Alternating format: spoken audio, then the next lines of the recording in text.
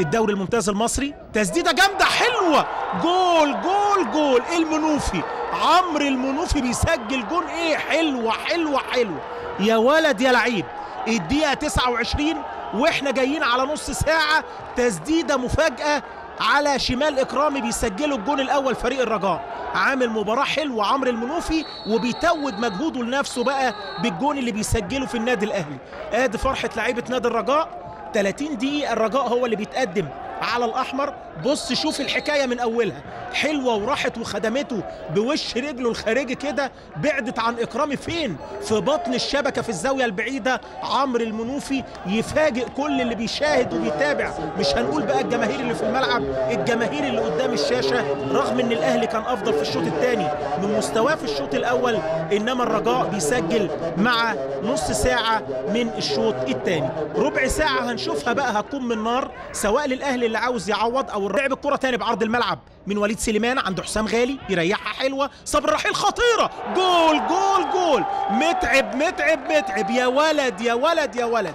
ادي خبره لعيبه النادي الاهلي، عرضيه بلسم ومتعب بدماغه قال لك دي ما ترجعش يا جدعان. حلوه حلوه حلوه. مفيش اقل من 3 دقائق الاهلي بيعدل النتيجه. عماد متعب التعادل مع الدقيقه تقريبا 34. ادي العرضيه اللي تحل لك كل المشاكل الهجوميه، عرضيه جميله جميله، وعماد متعب تمركز اكتر من رائع، وحاله فوضى تمركزيه بقى لمدافعي فريق الرجاء. كانوا واقفين جوه ال 18، انما عمليه المان مع الفراوده ما كانتش بالشكل المطلوب، وقدر عماد يهرب. بص شوف عماد متعب بيعمل ايه، وبعيد خالص طارق سامي وعمرو نبيل وهم عاملين عمليه الرقابه على الفراوده اللي متمركزين. وتروح لمامادو اللي بيزقها هجمه مرتده في منتهى الخطوره، في منتهى الخطوره، يعملها حلوه انفراد خطيره خطيره. مش ممكن الجون الثاني، مش ممكن الجون الثاني. طارق سالم الهجمات المرتده،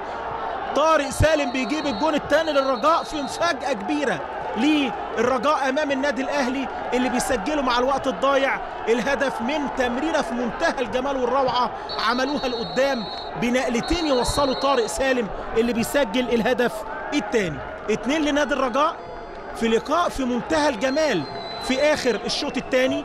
من بعد الجونين كده لعبنا اكتر من 15 16 دقيقه بشكل كويس قوي. انما هنشوف التمريره اللي عملها المنوفي النهارده، هيبقى واحد من نجوم المباراه بالجون اللي سجله. وتمريره ايه بقى دي، مش بلسم يا ابني، جاتوه حلوه حلوه حلوه. الجون الثاني للرجاء. بص شوف المنوفي اللي خد شاره الكابتن بعد ما خرج كابونجا عملها ازاي برؤيه مفيش احلى من كده، وانطلاقه طارق سالم ويطلع اكرامي. انما الجون الثاني 2 للرجاء، 2-1